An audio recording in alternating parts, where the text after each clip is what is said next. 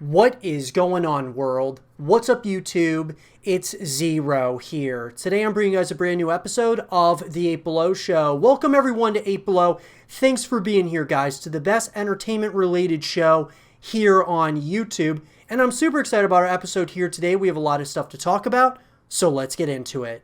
It's been well documented on my YouTube channel that I'm a huge fan of Assassin's Creed, and I've only wanted the continued success of this franchise moving forward. And even though we've had some peaks and some valleys in this franchise, which we have in any franchise out there, I want to talk, guys, specifically about Assassin's Creed 1, the very first Assassin's Creed that started what we have to this very day, one of the most iconic franchises in all of gaming.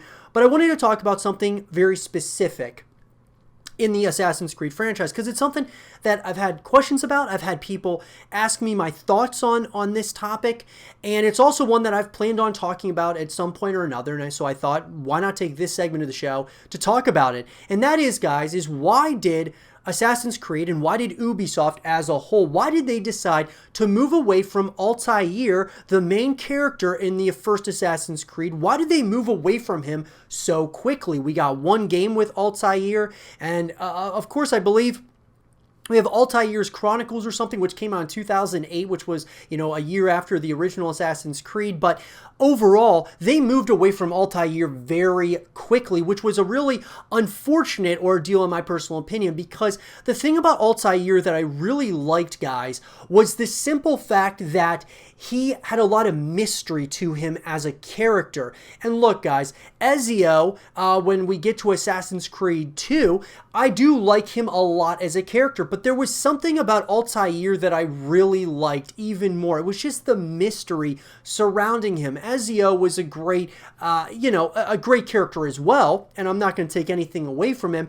But one thing I've always kind of harped on this YouTube channel was stating that I felt that there's been an identity crisis at times with the Assassin's Creed franchise, not only with them going from what's been a stealth game, in my personal opinion, with action elements to an action game with stealth elements. So they kind of went away from the, what the game and what made it special as a whole. But with that, they've also moved away from different characters, different main characters. Now, obviously, guys, Desmond Miles, goes ahead and he plays and he goes into the Animus, and then you take control of these different characters that are ancestors of his, and Altair is one of them. Ezio is another one of those. But I just thought that Altair should have been the focal point, at least for the first few Assassin's Creed games, and then you kind of have that torch pass from one character to the next. It just feels to me that with the Assassin's Creed franchise at this point, it's been so much like there's an identity crisis. It's, you're playing different characters pretty much every single game. And I just feel that that's slightly hurt the Assassin's Creed franchise. So why did Ubisoft, though, decide to move away from Altair? Well, to me, guys, I think that the idea from the very beginning was they didn't want us to connect specifically with any one individual character. Even Ezio, we didn't play him for, 5-6 games. I mean, you play as him for a couple of titles, and then you move on to another character.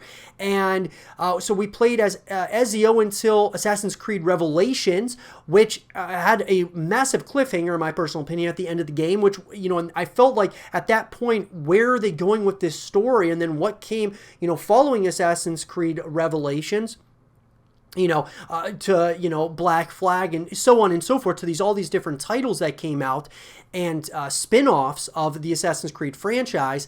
I just have felt as the series has progressed, even though they are enjoyable up until pretty much Origins and Odyssey, in my personal opinion, they were still really fun, right? They still kind of, I just felt like the timeline started to get really convoluted throughout the course of time. And Altair, like I said, guys, he's been the one character I've really wanted to see come back, and I really wanted to learn more about this character, because it just felt like we didn't learn that much about Altair. What we learned about was the Assassin's Creed as a whole in that, which is what this series is all about, in my opinion. It's all about the Creed, and they've kind of drawn away from that, especially with the most recent editions of the franchise, that being Odyssey and Origins, in my opinion.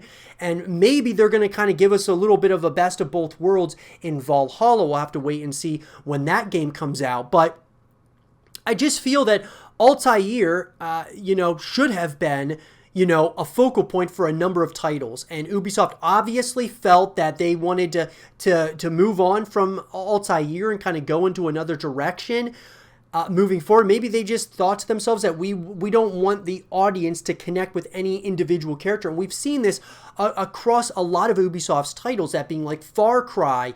They don't want you necessarily to connect with the character that you are playing as, but they want you to connect with the villains more. And so we see this amongst Ubisoft's titles, a lot of them at least, that are kind of have this style. And not saying that I'm completely against it, but I just feel that Altair should get should be in the spotlight a little bit longer, because he's kind of what started this whole thing with Assassin's Creed, and I would love to see them go back to that at some point or another. But with that, guys, I want to hear from all of you what your thoughts are on this. Do you think that Assassin's Creed should bring Altair back, for another go-around? Do you think they should have continued with Altair for a number of titles in the Assassin's Creed franchise? Or do you like kind of how they did it moving into, of course, Assassin's Creed 2 onwards? Let me know what you guys think in the comment section down below, and let's have a real conversation about it. And for more Assassin's Creed content and videos, stay here with Zero TV. In this segment of the show, we're going to be going over the 3 games I'm playing now in September of 2020, guys. This is the show, or I should say the segment of the show, in which we talk about the 3 games that I'm playing. And each month, guys, there's probably going to be some games that are similar, others that may have changed. But I kind of give you guys the games that I'm playing, and this is another way that we can kind of connect, have real conversations about these different games. And, I typically like playing 3 different games throughout the course of each month, and kind of focus, whether we're talking from a story perspective, which is what I mainly focus on, or we're talking about a multiplayer perspective, co-op, the whole 9, guys. I like to kind of talk about those 3 games and go into a little bit of some detail with those. So with that being said, guys, coming in at number 1, the number 1 game I'm playing this month in September 2020 is Control. This is a game, guys, of course, from Remedy Games. And I gotta say, look, Control overall, I really love a lot of the concepts here within this game, with some frame rates, like kind of, there's some glitching at times and some bugs and things of that nature within the game. Overall, that doesn't really take away from the story as a whole. A very interesting and intriguing story. I gotta say, guys, that I'm not as much of a fan of Control as others. However, I love the concepts that they have within this title. I think that the voice acting, a lot of the different, obviously, our main character, Jessie, she has a lot of, a number of different abilities and such, which I think are really cool within this title that you're able to utilize. And it's an interesting story, to say the least. And it gets, as you get further and further into the game, it does get pretty difficult. So we're working on it, guys, working on trying to get through the course of the game. And I got to say, I like it a lot. I really do. Now, do I like it as much as other people? Not so much. I mean, one of the big reasons I've said this and I've harped on it for a while, that Control is not a game that I personally would come back to after beating the campaign, is because it has no other modes outside of the campaign. It doesn't have other ways to connect with the franchise after you're done beating it. Sure, they got DLC, and then of course they're going to have these ultimate editions and things of that nature, which are going to be adding content along the way. However, they don't, after you beat the campaign, if you don't have other things to really do throughout the course of the journey that you play the game, I'm going to move on to something else. And so, that being said, though, for what it is, I enjoy this story. It's very unique in a number of ways. Can't take that away from Remedy Games whatsoever. It does have similarities to some of their other titles out there. I am absolutely hoping that we get left on a cliffhanger here in the first Control game, and that leads us into Control 2. But with that, guys, that brings me to number 2, which at number 2 for me, guys, is Journey to the Savage Planet. Now, this one, guys, to me, from the front cover to just like watching some of the gameplay and such before actually getting the game, reminded me a lot of No Man's Sky. Just from obviously a very, condensed version of No Man's Sky. Obviously, No Man's Sky, guys, is a game that is so immense in everything that it encompasses. You could spend years playing No Man's Sky. Whereas with this this. It's about a 7.5-hour campaign, give or take, which we've started here. And I gotta say, guys, I'm enjoying it. Like, it's a pretty fun experience for what it is, right? I mean, sure, there's things here and there that you might not, like about it, but all I'm gonna say is that this is another title similar to Control that is very unique. It's different, and I like that about Journey to the Savage Planet. Now, look, I haven't completed the game. I haven't completed either of these games, or any of these, to say the least. We're kind of playing each of them as we're going through the course of September, trying to beat each of these games throughout September. But I gotta say that Journey to the Savage Planet is, at this point in time, where I am with the story. It's unique. And it's different for sure. I love the colors. It's very, lots of different colors, lots of color palettes and such. And I like that concept. It's kind of one of those titles, guys. Like I said, it reminds me of in ways of No Man's Sky, but just not nearly as diverse in everything that it encompasses.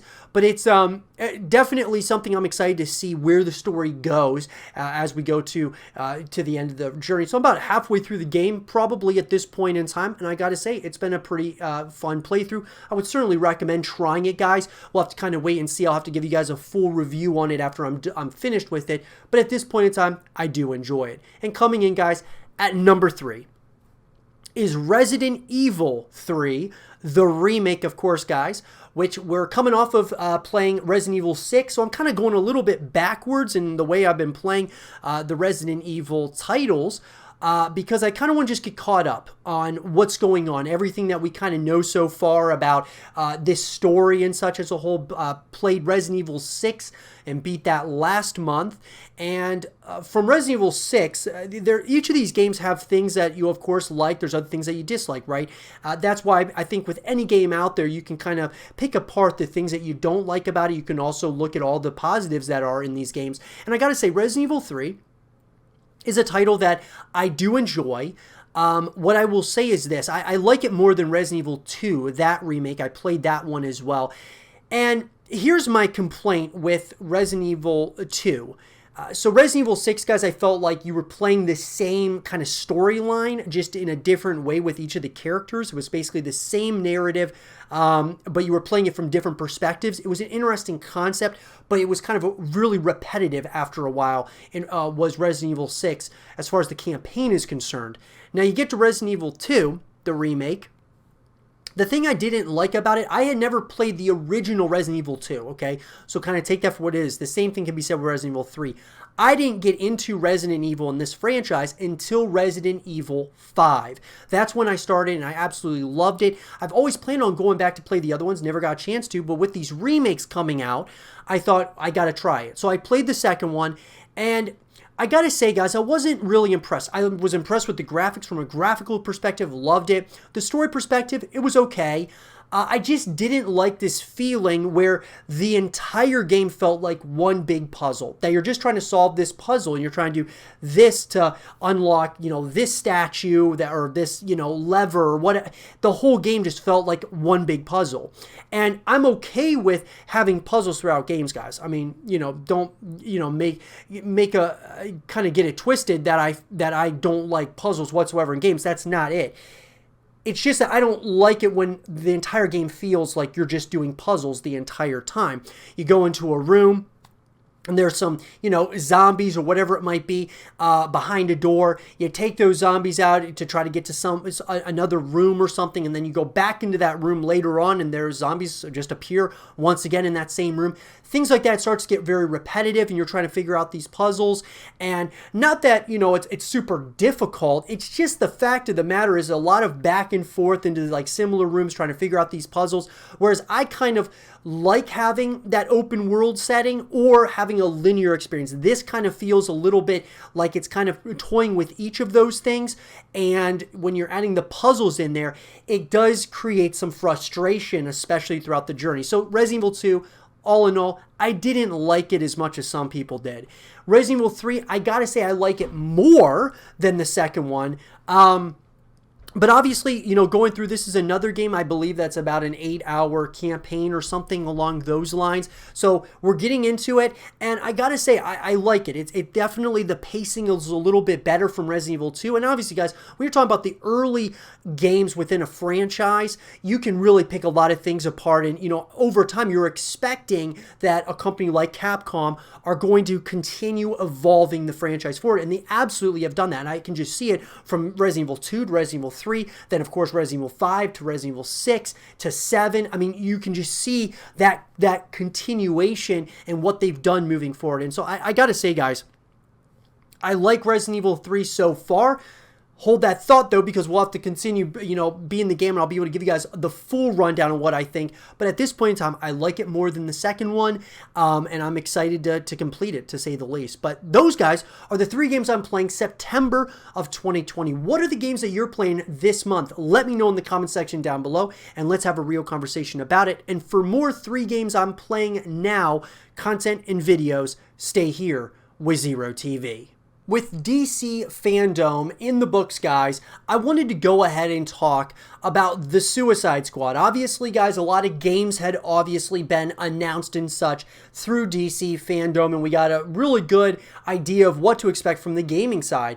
From the movie side, we have a lot there as well, and I think that DC Fandom, guys, regardless of whether you liked all of the trailers and all of the things being announced, or you didn't like a lot of them, I gotta say that DC Fandom was a smash success because it got everybody super excited about at least one thing or another throughout the course of its runtime. And I gotta say, one of those is Suicide Squad for me. Now, Suicide Squad, the video game, I'm very excited about. The Suicide Squad, which is the movie that's coming out, I'm excited about this one as well. Not quite as excited about it as like the Batman, but the Suicide Squad is one that I'm excited about because not only are they making this movie kind of like a reboot of the movie, a new vision for it, that being James Gunn and his vision for this, but it's also the video game is going to be out as well. So it's going to be a number of ways that we can kind of connect with this franchise in particular. And what I wanted to go ahead and do, guys, is talk about everything that we know so far about the Suicide Squad. We can kind of give our thoughts and opinions. I'd love to hear yours in the comment section down below. So let's get into it. So in an article, guys, written by Eric Eisenberg of Cinema Blend, David Ayer's Suicide Squad is a movie with a complicated history. The film was famously rushed through development, had to undergo many mid-production changes, and ultimately received some vicious reviews from professional critics when it came out in the summer of 2016. Despite all of this, however, the movie wound up being a massive hit around the world, bringing in nearly $750 million worldwide, so it's not really a huge surprise that Warner Brothers and DC Comics are developing a follow-up. Now, one thing, guys, David Ayer's Suicide Squad, I did not like it very much. I was very excited for it. It just did not really do what we were hoping it would do. The one thing I will say, though, is that the Suicide Squad logo, in my opinion, is not nearly as good as David Ayer's Suicide Squad logo. Now, obviously, guys, a logo is only going to do so much. It's kind of like a cover of a book, a cover of a video game or something. Obviously, that is not going to dictate whether a movie is good or not. I mean, the David Ayer's Suicide Squad, I thought the logo was awesome looking, but the movie was not that good. This could not have as good of a logo, that being the Suicide Squad, but it could end up being an incredible movie. So I just wanted to point that out there, that I don't really like the logo much, but like I said, we got to take that with a pinch of salt. So with the film now less than a year away from a release, details are finally starting to come out beyond those as simple as the movie's director and the release date. In aim of keeping all confirmed information in one place, we put this together. So what is the Suicide Squad release date? There was a time when the DC Extended Universe seemed to be floundering a bit, not quite sure what its future was going to be, but now the franchise appears to have a clear vision for the future and have set up an awesome lineup of movies to come out in the next 2.5 years. As things stand, the Suicide Squad is one of 7 live-action blockbusters in the works, and will be following Wonder Woman 1984 with its August 6, 2021 release date, which is very exciting, guys. Wonder Woman 1984 is probably going to be a great way for them to kind of continue the DC Extended Universe into the Suicide Squad, and then of course the Batman, amongst other titles that are going to be coming out. And look, the DC Extended Universe absolutely had some peaks and valleys, okay? I thought that the first three, the Dark Knight trilogy, was incredible. They should have continued it after that, like right off of Christopher Nolan's The Dark Knight Rises. They did not do that, and so it's just felt very inconsistent, whereas Marvel has done a great job with what they're doing with their superhero movies, and they've had these phases, and they've really knocked them out of the park for the most part. DC's kind of, stumbled somewhat, but it looks like they're finally getting their footing here. Whether we're talking from a gaming perspective, we're talking from a movie perspective, they seem like they're going to be gaining some ground here, and it looks like from Wonder Woman 1984 to the Suicide Squad to the Batman, the Flash movie, just all these different titles coming out, right? Even some that were being announced at DC Fandom. I gotta say, guys, we're in a pretty good spot, I feel, because I think that some of these, maybe not all of them are going to get knocked out of the park, but I think that this is a great way for them to start building what they're trying to do. So I'm excited about that. Now, what is the Suicide Squad rating? Films like Deadpool, Deadpool 2, and Logan have done a radical job completely changing the comic movie game where ratings are concerned. While it was once believed that the blockbusters had to be PG-13 in order to bring in key teenager demographics, it has been shown multiple times that it's very possible to make a crazy amount of money while only appealing to adults. DC has gone into that particular game very recently with the releases of both Todd Phillips' Joker and Kathy Yan's Birds of Prey. And it's possible that the Suicide Squad will be the next title on that list. And I actually think they probably will do that. I think it will be a R rating. Maybe not, because they want to, maybe they're going to have some humor and stuff. But I would assume, guys, the Suicide Squad is going to be pretty gory. So I think from just a violence perspective, I would assume it's going to be rated R. Unfortunately, whether or not that's going to happen isn't clear yet.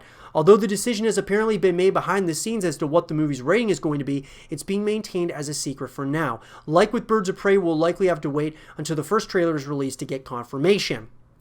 Now, I'll say this, guys. Todd Phillips' Joker, absolutely awesome. Can't wait for the sequel. I did not like Birds of Prey that much. It didn't really do a whole lot for me, unfortunately. It was kind of nice seeing Harley Quinn's origin story, but at the same time, I don't know. I just didn't like it as much as some people enjoyed it, but I absolutely loved the Joker.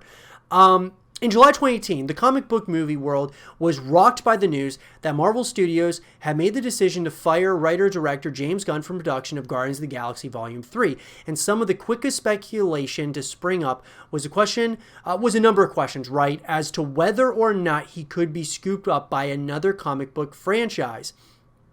At the end of the day, Gunn and Marvel were able to make up, and now he's on track to make his Guardians sequel. But those fences weren't mended before the filmmaker had the opportunity to strike a deal with Warner Brothers to both write and direct The Suicide Squad. So James Gunn, guys, is going to be directing it. And I gotta say, I'm excited to see his version of The Suicide Squad versus David Ayer's version. I like David Ayer a lot as a director. I think he did a great job with Fury. I thought that was an incredible movie overall. I was very excited for Suicide Squad. It just didn't do that much for me. And look, not every director is going to be good for a comic book movie, and I think that James Gunn is definitely that guy.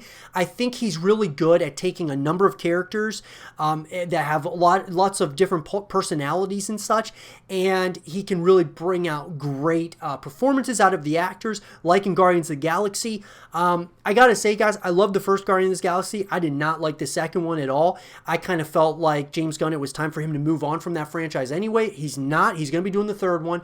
And I thought that the Suicide Squad, though, it's like a fresh take for him. It's a fresh franchise for him to kind of just do what it is he does. And I think that's where he flourishes, is by doing, that first movie in the franchise.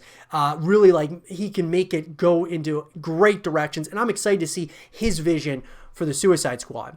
Now, it's common practice for studios to keep plot details for upcoming comic book movies close to the vest, and the Suicide Squad is proving to be no exception, as we presently have no real idea what the central narrative of the blockbuster is. That being said, James Gunn has said that he was particularly inspired by the original John Ostrander run of Suicide Squad comics, and it's been said that the film will be working with the aesthetic of a 1970s war movie. Of course, the general setup of the team, known officially as Task Force X, is the same as it ever was. The group is made up of convicted supervillains who are given the opportunity to take time off their respective prison sentences by performing Black Ops missions for the government. The movie's specific relationship with the canon of David Ayer's Suicide Squad is presently unclear, as the project has been referred to as a reboot of sorts, but it does feature a number of returning characters. So, which characters are that? Well, obviously, guys, Harley Quinn, Margot Robbie is playing as her, which is, I think she is definitely the best person for Harley Quinn. Captain Boomerang, Jai Courtney, absolutely great. I can't wait to see him once again as Captain Boomerang. Rick Flag, which is being played by Joel Kinnaman. I'm excited about this character. Obviously, Amanda Waller, who is played by Viola Davis. She's returning, absolutely great as well. Bloodsport, which is Idris Elba. I'm excited to see his version of this character. And John Cena's playing Peacemaker. That'll be very interesting to say the least. And then Weasel is being played by Sean Gunn, which I'm assuming is going to be something like Rocket Raccoon from Guardians of the Galaxy. That should be something kind of interesting. And then King Shark. We don't know, guys, who is playing as King Shark as of yet. There is talk, though, that Steve Agee is going to be voicing King Shark. We'll have to kind of wait and see on that. And then Michael Rooker is going to be playing as Savant. And then you have Nathan Fillion playing as TDK. Pete Davidson playing as Blackguard. Peter Capaldi playing as the Thinker. Alice Braga playing Sol Soria. Which, guys, these are just, I mean, this is just one, superstar, essentially. I guess you can't say superstar, but they've got a lot of superstars on this cast, without a doubt. And then on top of that, guys, you've got definitely just stars, maybe not necessarily superstars, but they very well might be after they do this movie. Daniela Melchior plays as Ratcatcher 2. You've got David Dastmalchian, who plays Polka Dot Man. I mean, guys, the list goes on and on. Mei Ling NG plays as Mongol. You have Flula Borg playing as Javelin. Look, guys, overall, there are some incredible actors, actresses, even ones that I don't know a whole lot about, but at the same time, I'm very excited, to say the least, to see the versions of some of the returning characters from the first Suicide Squad to some of the new ones. I can't wait to see King Shark, man. I mean, King Shark, that's going to be so awesome seeing him in the Suicide Squad, especially because he is also in Suicide Squad from the video game perspective from Rocksteady Games. Very exciting stuff. But with that, guys, I want to get your guys' thoughts on this. What do you guys think about this version of the Suicide Squad? To me, it's got to be better than the first one, the original the Suicide Squad from David Ayer. I know there were a number of issues that went on with that behind the scenes and all of that, but this version should be interesting coming from James Gunn, and I'm hoping it's something pretty special, maybe similar to like Guardians of the Galaxy Volume 1. That would be really cool, but we'll have to wait and see, guys. Obviously, I think that this is definitely got the cast, it's got the director, it's got what they need to be successful. So now it's just them executing on that, and us as fans enjoying it, or criticizing whatever it is that we feel needs to be criticized. But with that, let me know in the comment section down below, what do you guys think about the Suicide Squad at this point in time? Seeing the featurette, seeing like the teasers and things of that nature that are coming out regarding this movie. What do you guys think? Let me know in the comment section down below. And for more of the Suicide Squad content and videos, stay here with Zero TV. Suicide Squad from Rocksteady Games, guys, is obviously the newest, game coming from Rocksteady. And after watching the trailer that came out from DC Fandom, I gotta say, I'm incredibly excited about this title. Number one, guys, there are a ton of reasons to, love the trailer, but it also, they're kind of giving some kudos to the past projects that they worked on. Definitely looks similar to, the Batman Arkham series in certain ways.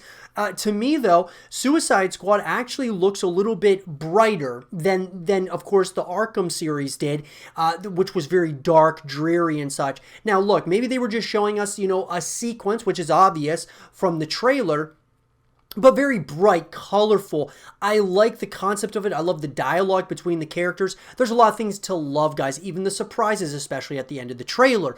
But we'll get to that here in a sec.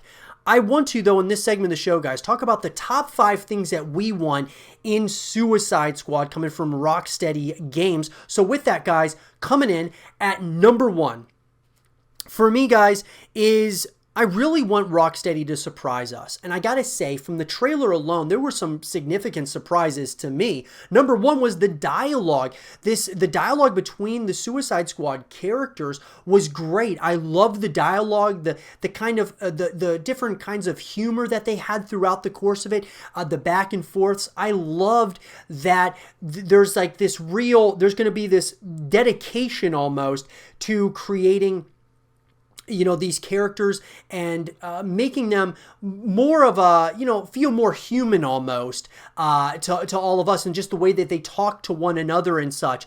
There's something that's special about that. Even though they're super villains, there's still those opportunities to create some humor in there. And I loved that concept because they're giving us this tone that, yes, this is a serious game. Yes, there's going to be dark elements to this, but there's also those bright elements as well, which I really like about what we saw there. But overall, I just want to be surprised. At the end of the trailer, we saw Superman and everything that kind of transpired with that.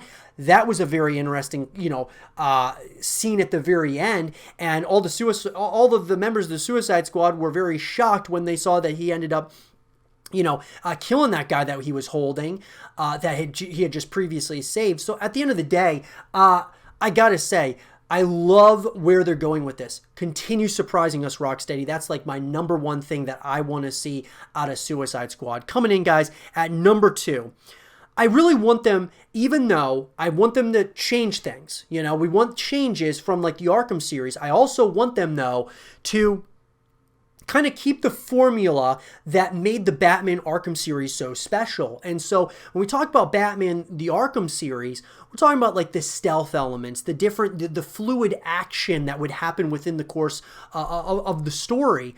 And I think that's a really special thing that we have to look at here when it comes to Suicide Squad. I want Rocksteady, sure, this is separate from the Batman Arkham series. It's going to, be in the same universe, I'm assuming. However they decide to do that, we'll have to kind of wait and see. If Batman shows up at some point or another, I'm assuming he will. But we got Superman, which is awesome.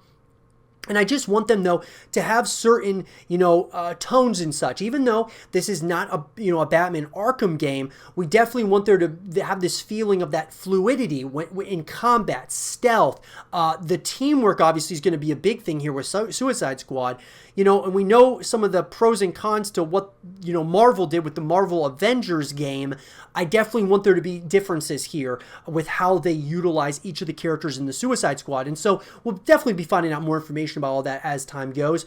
But keep some of the formula that's worked from the Batman Arkham series, but you got to change things up as well. We understand that, and I'm excited to see what those changes might be, but don't forget where you came from. And I'm sure Rocksteady is not going to do that. At number 3, guys, I've said this ad nauseum at this point on the YouTube channel. I get, a lot of times I'll get criticism, but I also get people who tell me that they agree. And so it's kind of, it's somewhat of a touchy subject, but I'm the type of gamer, guys, that likes a full package.